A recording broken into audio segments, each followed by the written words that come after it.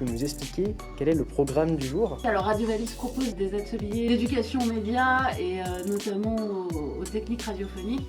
Et aujourd'hui, on reçoit des jeunes de l'UEAJ de Lorient et en fait, on va faire une émission autour de la thématique du rapport et de la relation aux écrans. L'idée, c'est aussi de créer un espace où ils peuvent s'exprimer parce qu'on part du postulat que les jeunes sont trop sur leur portable. Alors nous, on a envie de les questionner déjà sur leurs pratiques et puis eux, leur regard aussi sur leurs propres pratiques, mais aussi sur la pratique des adultes autour d'eux. Vous écoutez Premier Pas radiophonique, l'émission consacrée aux ateliers et aux actions pédagogiques proposées par Radio Balise.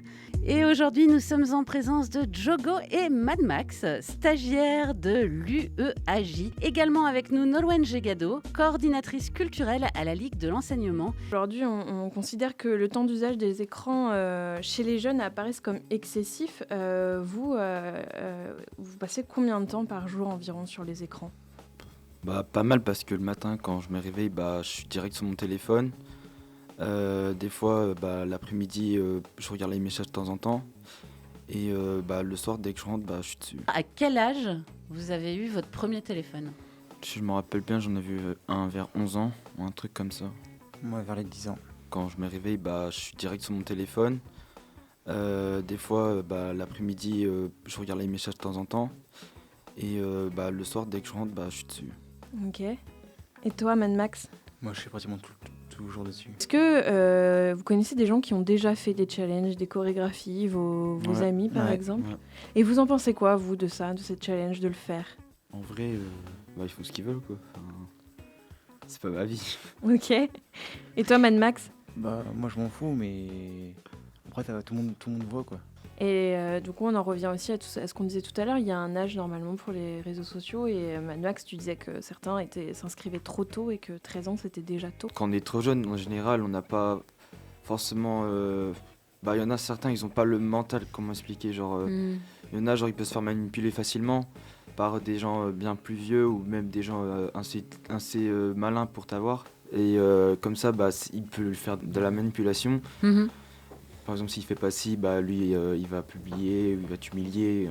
Voilà, c'est ça qu'il faut faire gaffe sur les réseaux. Tu as une autre activité, autre que le sport et les jeux vidéo, c'est que tu écris un peu. Les textes, et je chante aussi. Tu chantes. Et tu as écrit un texte spécialement pour notre émission. Ouais. Bon, on t'écoute, on l'écoute. Avec plaisir.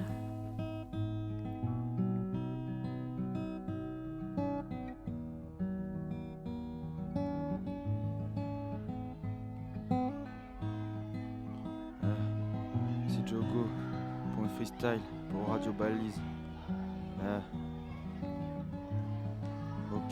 Ok.